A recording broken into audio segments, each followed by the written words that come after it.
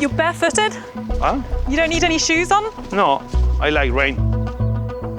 So you grow your own vegetables in order to try and understand what it means for farmers, what it means for people who provide your vegetables for... I get joy doing it, but also it gives me a sense of understanding.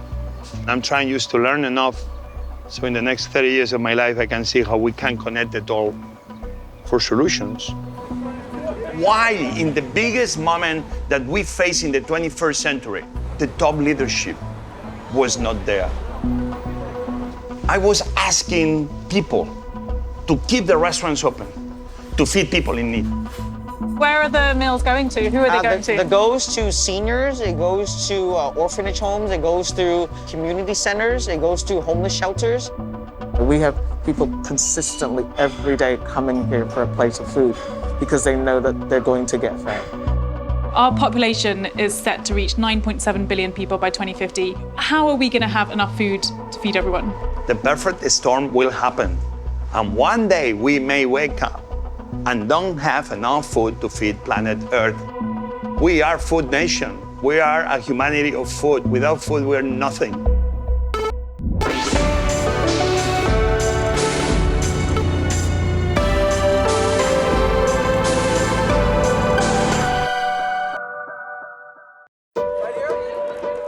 José Andrés is one of the most recognized chefs in the world. Originally from Spain, he's been crowned the godfather of tapas, and his avant-garde cooking can fetch up to $300 per meal. He's a New York Times bestseller, a TV celebrity chef, and has a rampant social media following.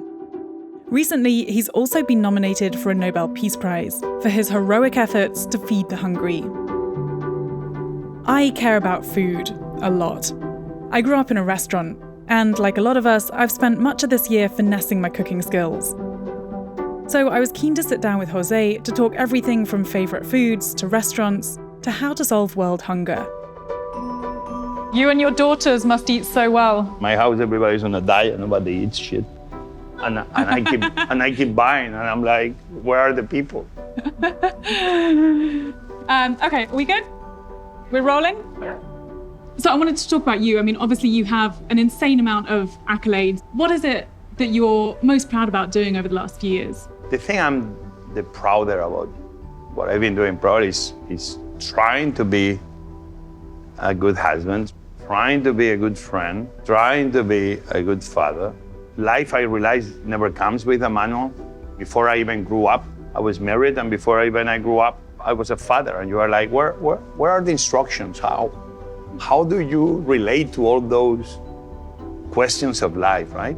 In an industry infamous for its fast-paced, toxic culture, José sees himself as a family man, with his wife Patricia and his 3 daughters frequently popping up on his Instagram stories. It's so hard to teach a teenager. It's so hard to be José Andrés' daughter. José himself grew up in a tight-knit family in northern Spain. Food played a central role.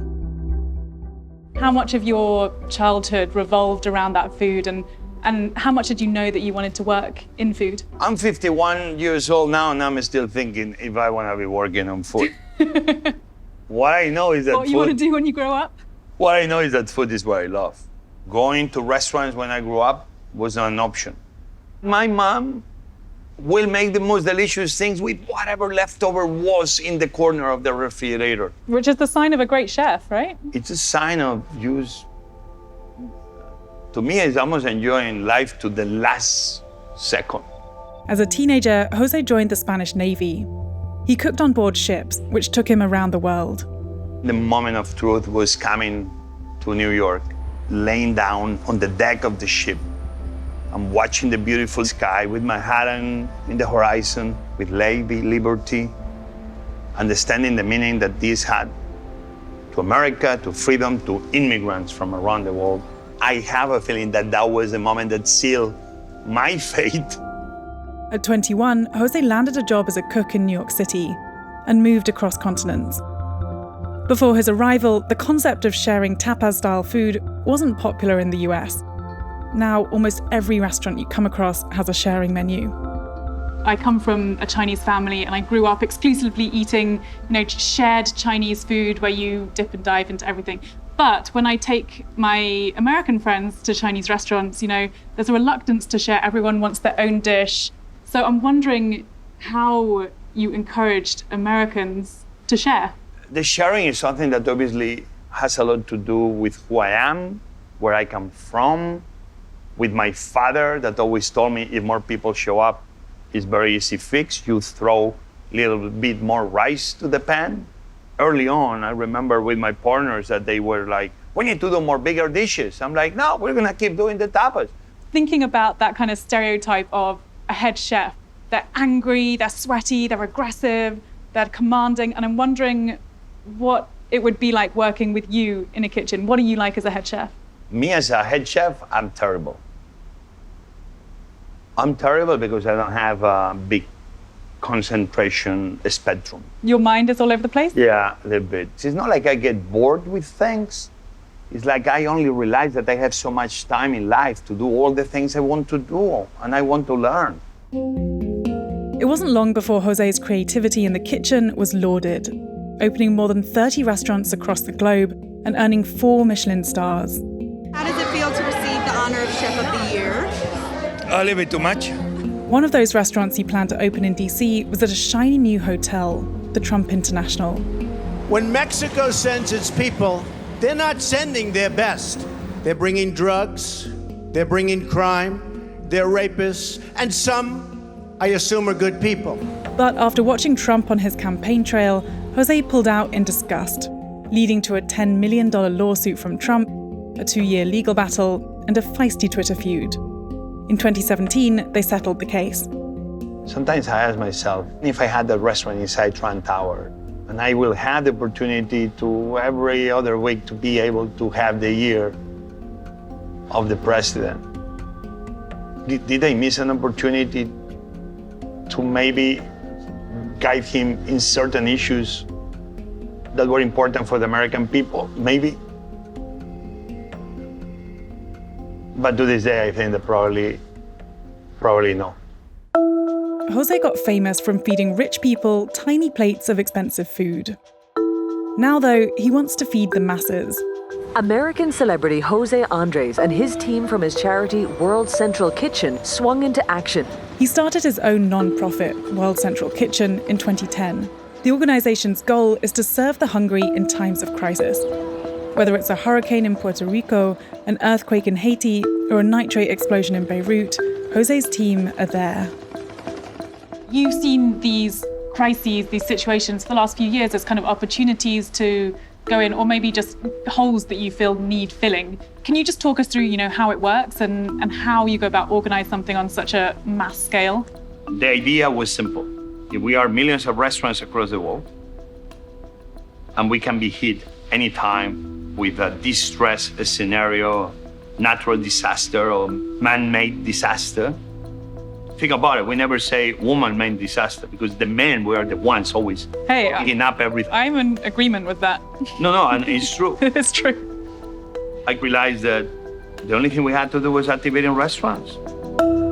Leaning on connections to local restaurants and their employees, José's team are able to organize quickly, feeding millions of people across the world.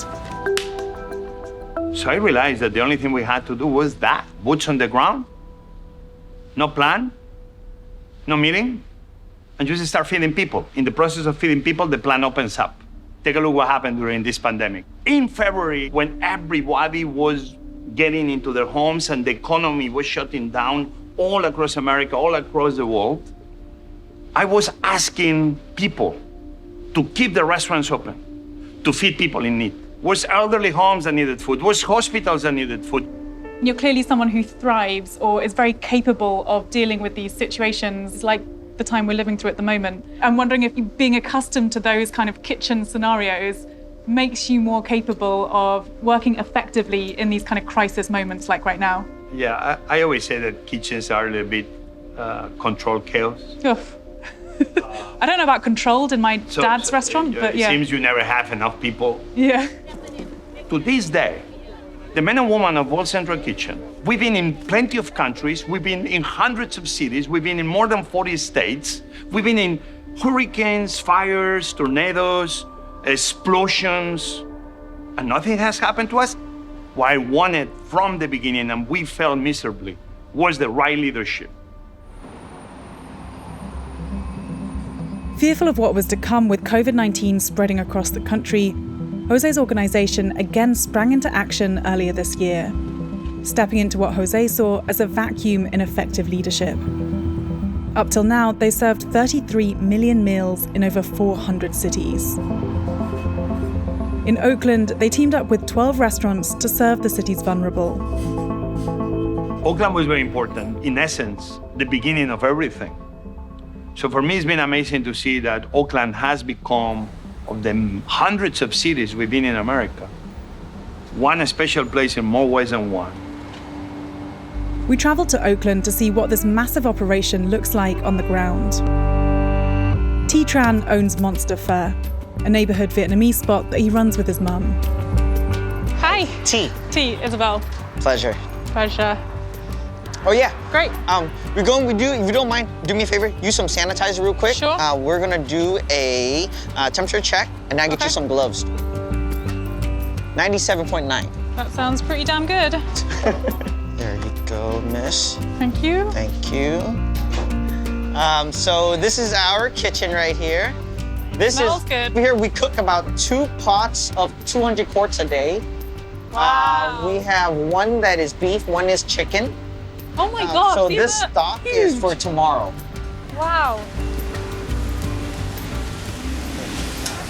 When the pandemic hit, was there ever a period where you were like, shit, I don't know how we're going to be able to do this. Don't know how we're going to be able to continue. And a month before the lockdown, I told my staff that we're going to convert everything to go. Wow. Sounds like you're a lot more prepared than some of the people in government. For every meal T makes, World Central Kitchen pays them a proportion of that. The cash keeps struggling restaurants afloat, and the meals are delivered to those in need. When World Central Kitchen came in, the first week they gave us 100 orders. And then they felt comfortable, the next week they gave us 200. And then from there, it became 500, 800, 1,000. And it came from me hiring half of my staff to getting all my staff back.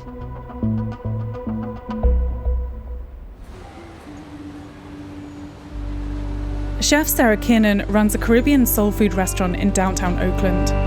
She's also partnered with World Central Kitchen during the pandemic, but she worries that this setup is unsustainable for the industry. Isobel? Yeah, Isobel. Sarah. Nice to meet you. Nice to meet you too. How are you doing? So, Hi. Gerardo and Christian. Is that goat curry? Sorry, hi to you too, but is that goat curry? That's the pumpkin curry. Oh, yeah. Hi. Waylon's making a rum old fashioned. Oh, yeah. Are you up for one? Yeah. Yeah? Should we make it now? Yeah, why not? Yeah. Thank you, Leyland. You're welcome. That looks so good. Voila. Thanks so much. Mmm. Yeah. Oh, yeah. Whoa, it's strong. Yeah. This is perfect. Thank you. Excellent. Thanks, Leyland. How's it been going?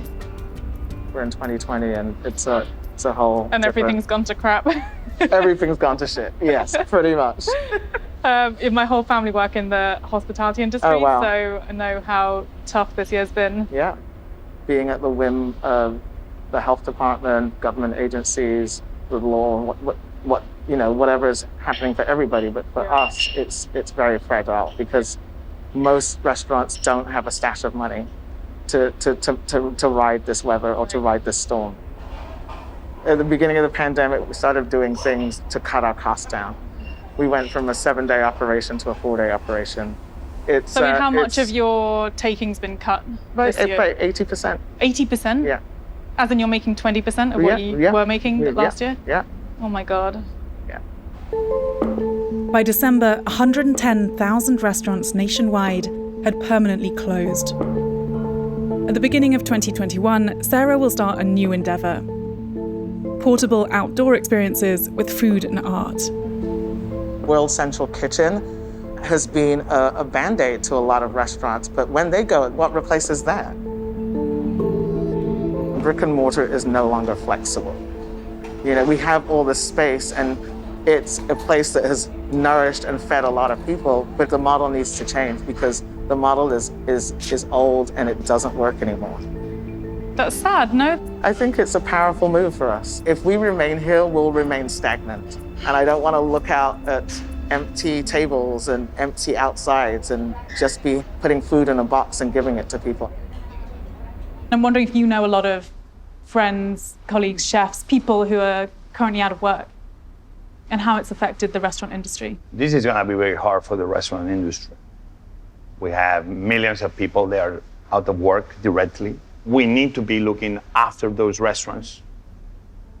And I hope the federal government will come in big. If they don't do that, 2021, 2022, our cities, the America we love, we're going to miss them. So I know how incredibly hard it has been for so many people just to keep going.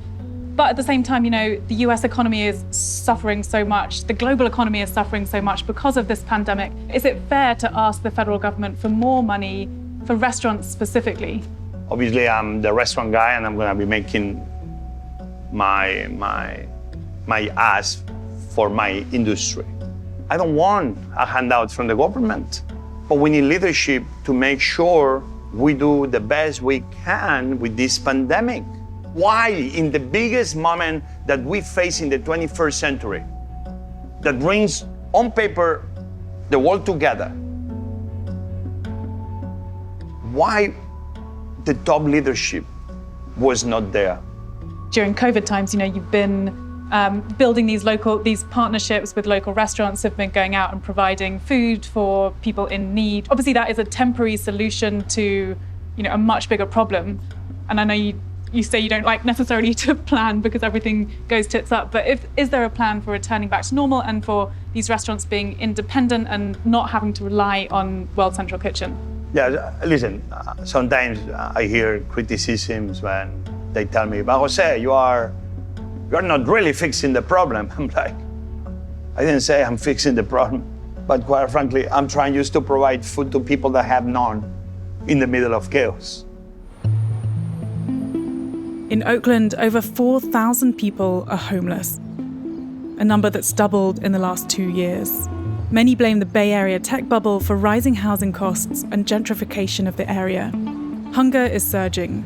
Nearly 40% of Alameda County lack reliable access to food. Tough times. Very, yeah. And it's only going to get tougher. If you have gentrification, you've got food insecurity.